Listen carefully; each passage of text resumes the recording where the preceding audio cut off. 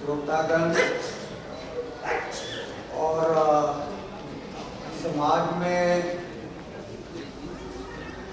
Different areas में काम करने वाले हमारे वो जानकार सज्जन जो समाज के इन कार्यकर्ताओं को जागरूक करने के लिए जो उनका अनुभव है वो बता रहे हैं। मैं उन सब का धन्यवाद करता हूँ, वेलकम करता हूँ कि वो इस प्रोग्राम में उपस्थित हुए हैं। आज का ये पवित्र पर्व श्री रविदास जी महाराज जी का बर्थडे इस समय बहुत सारे साथी जो रविदास जी ने जो हमें रास्ता दिखाया है, अगर उसके बारे में हम उस रास्ते पर चलकर आगे बढ़ना चालू करेंगे तो बहुत देर नहीं लगेगी हमें मंजिल पर पहुंचने की, क्योंकि हमें चलना है। आज जिस महापुरुष के बर्थडे के ऊपर हम जहां एकत्रित हुए हैं, श्री रविदास जी महाराज, रविदास जी महाराज ने रविदास टवंता टोर नीच जिन त्यागी माया, दर्शन पाया साध संग हर कीर्तन गाया। रविदास टवंता टोर नीच, रविदास चमार सन जाति चो, लेकिन रविदास जी चमारा की जिस जाति में थे वो सबसे निखित जाति थी चमारों की। चमार टवंता ठोर नीर, जब पशु मर जाता है और उस मरे हुए पशु को, मरे हुए जानवर को घर से उठाकर किसी दूसरे एरिया में उसको छोड़कर आना और उसकी चमड़ी उतारना, उसके हड्डियां को सेपरेट करना, ये काम रविदास जी महाराज जी का था। क्योंकि ये एक वैरायटी है चमारों की। जितनी देर तक हम जिस जगह तक हमें डिवाइड किया हुआ है उस जगह तक हम जानते नहीं है तो हम आगे का रास्ता अपने लिए निर्माण नहीं कर सकते। अभी ये रविदास जी कहते हैं कि मैं टोर चमार हूं। चमारा के दूसरे वर्ग जो है वो इस वर्ग से ज्यादा नफरत करते हैं, क्योंकि ये जो चमार है ये मरे हुए जानवरों को हड्डा रोड़ी में ले जाने वाला चमार है। लेकिन जब ये हड्डा रोड़ी से उस मरे हुए जानवर की खालड़ी उतार कर घर में लाते हैं और फिर उस खलड़ी को सुखाते हैं, सुखाने के बाद उस खलड़ी को चमारों का एक दूसरा विंग है वो उससे लेकर जाता है।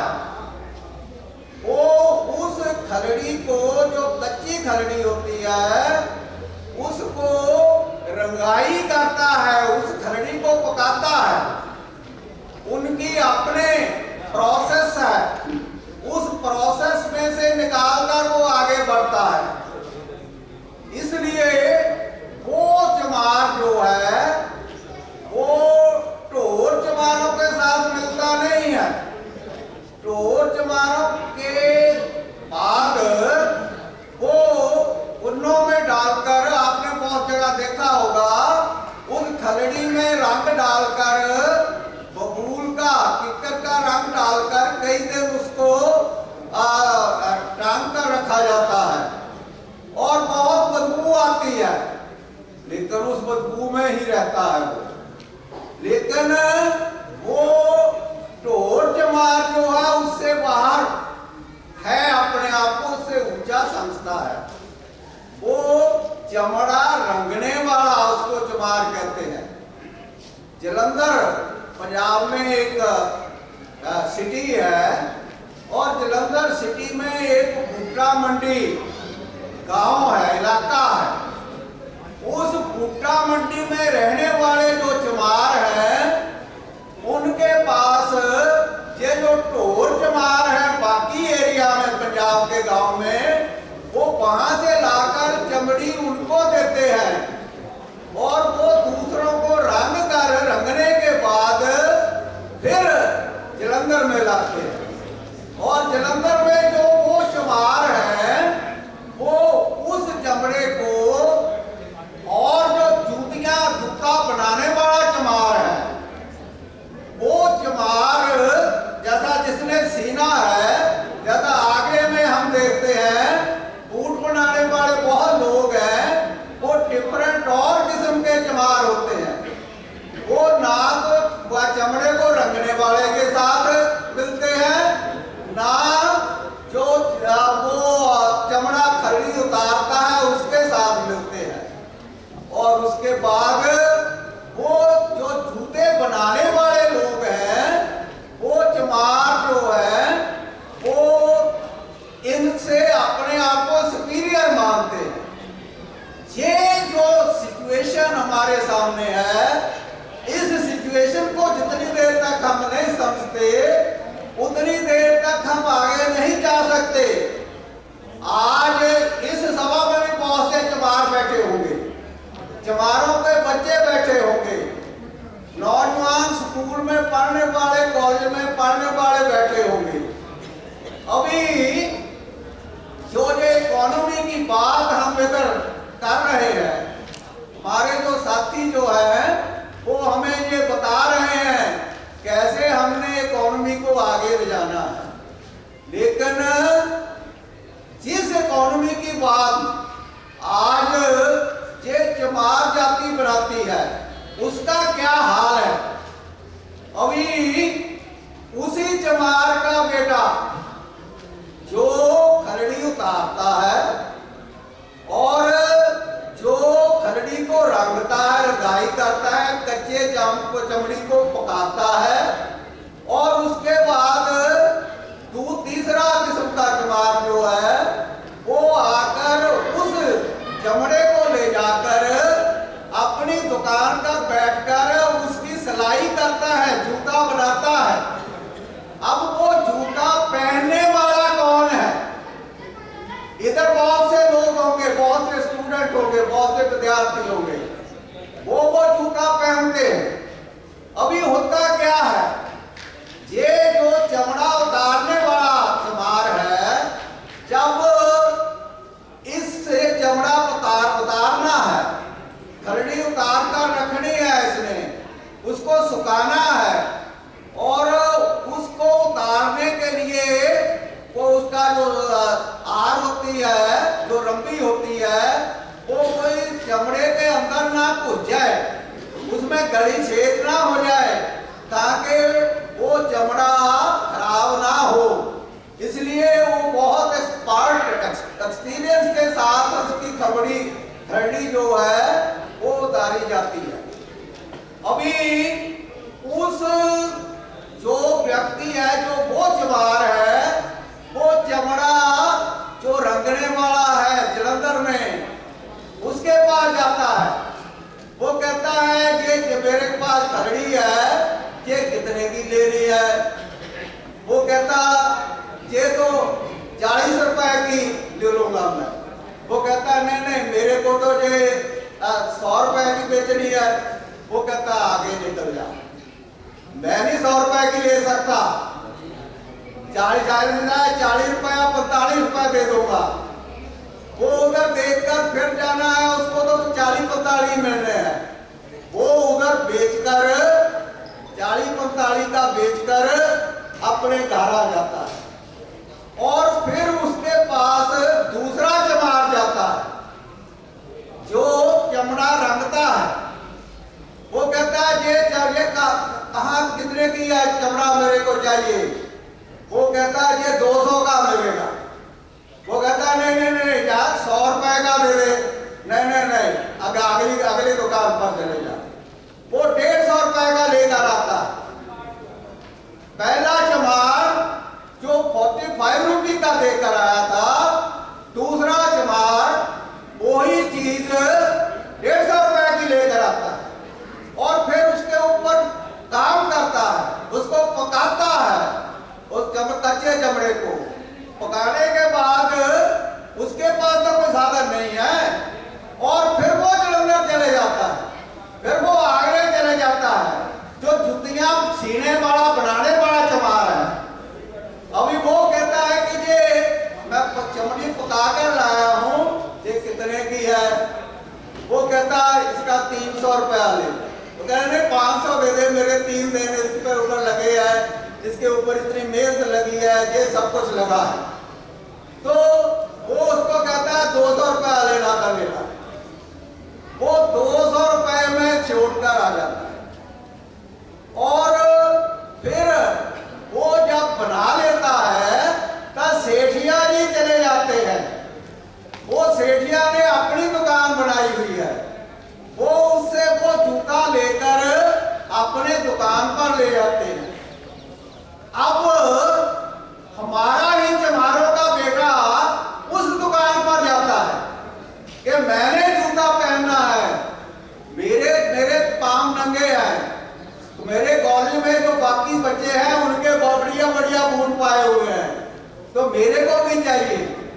अभी वो जो बेचने वाला है, जिसने को सारा जो चमड़ा लिया था, उसके ऊपर मेहनत भी की और उसको वो 200 रुपए का बच्चे उसके 5 जूते बनाए।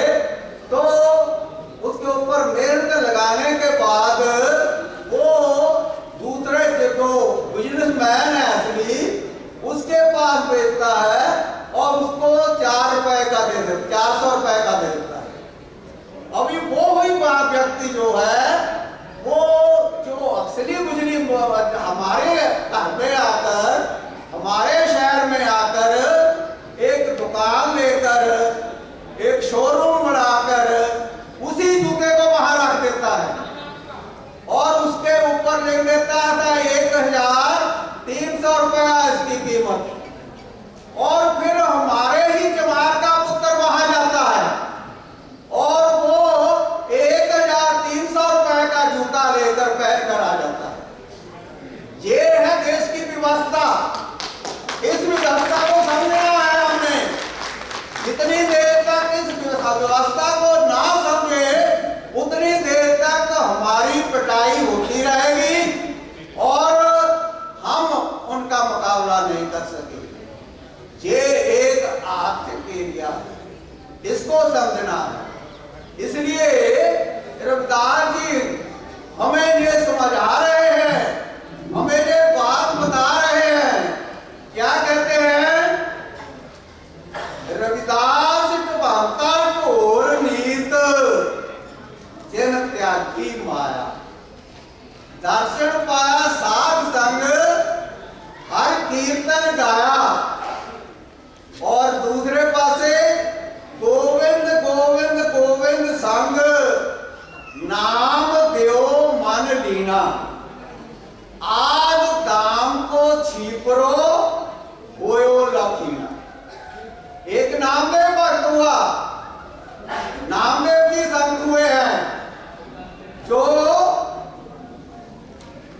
टिब्बा कम्युनिटी के थे, जो ये कपड़े सीते हैं। और उसके साथ फिर आगे कहते हैं, बोलना ताना त्याग के प्रीत चरण कबीरा, नीच कुला जहारो होयो गुणी गहीरा। कबीर जुलाहा था, कबीर जुलाहा वो जब उन्हें ताना पड़ना कपड़ा कितना काम करता है आप सब जान सकते हैं। कैसे कच्चे सूत से लेकर उसको पकाना है, फिर उसको बुनना है, बुनने के बाद फिर वो कपड़ा बनना है। ऐसे ही वो सैन नाई तारिया घर घर सुनिया, हिरते बसया पार ब्रह्म पालता में गणया। ये जो लोग हमें सत्य की बात बताते हैं, ये जो महान पुरुष है, ये हमें बता रहे हैं कि आप काम करने वाले लोग हैं। जो काम करने वाले लोग हैं, जो कीर्ति लोग हैं, उनके पास जो एक्सपर्टाइज है, उस एक्सपर्टाइज के माध्यम से उन्होंने ये जो निकम्मे लोग हैं आपकी मेहनत के ऊपर पालते हैं। जो इस देश का ब्राह्मण है, इस देश का क्षत्रिय है या इस देश का बनिया है, ये आपकी मेहनत के ऊपर पालते हैं और मेहनत करने वाले आप लोग हैं। और जितनी देर तक ये मेहनत करने वाले लोग जो है ये अपने आप को ऑर्गेनाइज कर एक प्लेटफॉर्म के ऊपर नहीं लेकर आते, उतनी देर तक इस देश का जो मनुवादी समाज है, जो मनुवादी लोग हैं, वो इनकी एक्सप्लॉयटेशन करते रहेंगे और हम उस एक्सप्लॉयटेशन के माध्यम से इंसानों से बदतर जीवन व्यतीत करते रहेंगे। इसलिए आप सब साथियों से आज रविदास जी महाराज जी के पवित्र प्रकाश उत्सव पर ये रिक्वेस्ट है कि अभी तक जो हो गया उसको भूल जाओ, लेकिन अब हम सब एक मुठ होकर इस देश में मनुवाद को समाप्त करने के लिए वचनबद्ध हो जाए। रास्ता हमारे पास है। हमारे सब साथी यूनिवर्सिटी के स्टूडेंट्स, विद्यार्थी और उनके साथ साथ जो अभी छोटे मोटे कारोबार करते हैं, वो भी हम आर्थिकता को कैसे बढ़ाना है, हमने देश को कैसे ये बेगमपुरा बनाना है, हमने अपने आप में जितनी देर तक जो नामिलवर्तन की सिचुएशन बनी हुई है उसको मिलवर्तन की भावना के साथ इकट्ठे होकर काम करना चालू कर देंगे तो उसी दिन इस देश में परिवर्तन हो जाएगा और इस देश के आप शासक भी बन सकेंगे। इतनी बात कहता हुआ मैं आपका विदा लेता हूँ। धन्यवाद। जय हिंद, जय भारत।